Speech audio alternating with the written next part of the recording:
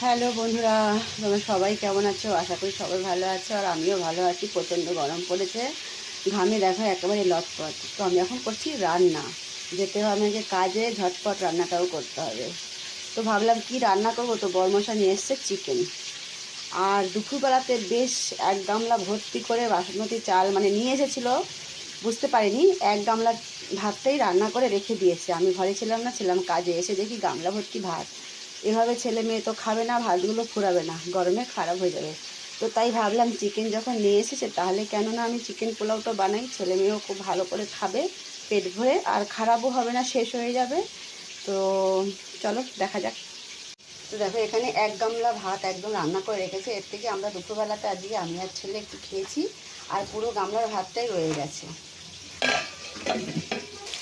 তাই ভাবলাম পোলাও বানানো যাক, ছেলে মেয়ে খুব মন পছন্দ করে খাবে, খুব শৌখিন হয়, বাবাও খেয়ে নেবে। তো তার জন্য আমি কী করলাম, কড়াইতে বেশ কিছু আলু কেটে একটু ভাজা করে দিচ্ছি। নুনটা তো দেওয়া হয়ে গেছে, এবার একটু গায়ে হলুদ করে নেবো, দিয়ে দিলাম হাফ চামচ হলুদ গুঁড়ো, দিয়ে এবার একটু আলুটাকে বেশ ভালো করে ভেজে নেব। আর এই আলুগুলো কিন্তু ভাজার মধ্যেই সেদ্ধ হয়ে যাবে, আমি আর তরকারিতে দেবো না আলুগুলো, শেষ পর্যায়ে আলুগুলো দেবো। যতক্ষণে আলুগুলো ভাজা হচ্ছে আমি মাংসতে একটু মশলাগুলো মিশিয়ে নিই। তো এবার দেখো বন্ধুরা, আমি মাংসটা মাখাবো। মশলাগুলো দেওয়ার সময় তোমাদের সাথে শেয়ার করতে পারলাম না, একটু তাড়াতাড়ি আছে তাই, কেননা আমাকে আবার কাজে যেতে হবে। ওয়ার্কিং ওমেনের অনেক প্রবলেম হয়, বাইরের কাজ, ঘরের কাজ, এখন জামা কাপড় কাচবো, অনেকটা কাজ আছে। তো যেহেতু এতগুলো কাজ আছে তাই আমি শর্টকাটে ভিডিওটা বানাচ্ছি। তো দেখো কি কি দিলাম, মাংসটা বেশ পরিষ্কার করে ধুয়ে নিয়েছি, দিলাম একটু টক দই, দিলাম গোলমরিচের গুঁড়ো, লাল লঙ্কার গুঁড়ো ঝাল অনুযায়ী, আদা বাটা রসুন বাটা একসাথেই, যেটা আমি স্টোর করে রাখি সব সময়। তার উপরেই আছে দেখো একটু রতনজোত, আর আছে দালচিনি, আর আছে জয়িত্রী, আর 3টে পেঁয়াজ মিডিয়াম সাইজে একটু মোটা মোটা করে কেটে দিয়েছি, 2-3টে তেজপাতা ছিঁড়ে দিয়েছি, পরিমাণ মতো হলুদ গুঁড়ো দিয়ে দিয়েছি, পরিমাণ মতো লবণ দিয়ে দিয়েছি। এবার দেওয়াটা বাকি রয়েছে তেল, তেলটাও দিয়ে দিয়েছি, কিন্তু দেখা যাবে না যেহেতু আমরা সাদা তেলটা ইউজ করি, তাই দেখা যাবে না, এখানে দিয়েছি তেলটা। এবার মাংসটাকে বেশ ভালো করে হাত দিয়ে ভালো করে মেখে নেবো, মাখাতে অর্ধেক মাংসটা রান্না হয়ে যাবে। তো চলো ঝটপট করে আগে মাংসটা মাখা হয়ে যাক, বাকি কাজগুলোও করতে হবে। ভিডিওটা তোমরা স্কিপ করে যাবে না, সম্পূর্ণ ভিডিওটা দেখবে। ঝটপট রান্না হয়, খেতেও অনেক সুস্বাদু হয়। মাংসটাকে বেশ সুন্দর করে মাখিয়ে নিলাম। এবার এদিকে দেখো আমার আলুগুলো কিন্তু বেশ ভালোভাবে মনে হচ্ছে যেন ভাজা হয়ে গেছে, আলুগুলো দেখলেই মনে হচ্ছে, আর সেদ্ধ হয়ে গেছে, খুব তাড়াতাড়ি আলুগুলো সেদ্ধ হয়। যাই হোক, এবার আমি আলুগুলো তেল থেকে তুলে নেব। আলুগুলো তুলে নেওয়ার পরে বেশ কিছুটা তেল আছে, এই তেলেই রান্না করে নেবো, তাই আমি মাংসতে তেলটা কম দিয়েছিলাম মাখাতে।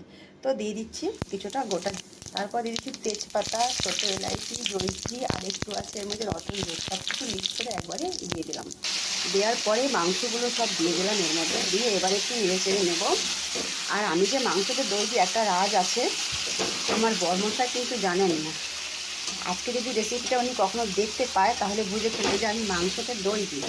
ভালো হলে কিন্তু চটপট করে সব খেয়ে যাবে, আর সামনে যদি আমি কখনো দইটা দিই তাহলে মাংস খেতে চাইবে না, বলবে দই দিয়ে মাংস ভালো লাগে না। কিন্তু যখন আমি রান্না করি তখন কিন্তু খেয়ে নেয়। সাধারণত আমি বেশিরভাগ সময় দিই, ও জানে না। তো আজকেও দিয়েছি, হয়তো জেনে যেতে পারে ভিডিওটা দেখলে। যাই হোক, এবার মাংসটাকে একটু ভালো করে কষিয়ে নেব কিছুক্ষণ। আলুর গায়ে হলুদ করে আলুটাকে ভেজে তুলে নিয়েছি, আর এখন দেখো মাংসটাকে একেবারে বউ সাজিয়ে দিয়েছি সব রকমের মশলা দিয়ে, আর সেই রকম লাগছে দেখতে বউ সাজানোর পরে। সত্যি নতুন বউ যেরকম সুন্দর লাগে, মাংসতে প্রতিটা মশলা বরাবর করে দিয়ে মাখালে কিন্তু সেই সুন্দর লাগে দেখতে, তাই না বন্ধুরা বলো? তো দেখেই আমার অর্ধেকেই জিভের জল চলে আসছে। দেখো তোমরা জলটা ফেলবে না কিন্তু, যদি ইচ্ছা হয় আমার বাড়ি চলে আসবে, অবশ্যই আমি তোমাদেরকে বানিয়ে খাওয়াবো। ফাইনালি সাজিয়ে রাখা বৌমা কিন্তু বেশ সুন্দর লাগছে দেখতে। দেখো একদম তৈরি হয়ে গেছে মাংসটা। আমি একটু গ্যাসটা বন্ধ করে দিয়েছি, কেননা এতটা মাংস আমি দেবো না, একটু মাংস আমি সাইডে রেখে দেবো, সেই কারণে আমি একটু গ্যাসটা বন্ধ করে দিয়েছি। তো একটু মাংস আগে তুলে নিই, তারপরে এতে আমি ভাতটা মেশাবো। মাংসটা তোলার পরে দিয়ে দিলাম দেখো ভেজে রাখা আলুগুলো। এবার মাংসটার সাথে আগে আলুগুলো ভালো করে মিক্স করে নিই। আলুগুলো এমনিতেই সেদ্ধ হয়ে গেছে, আর সেদ্ধ করবো না।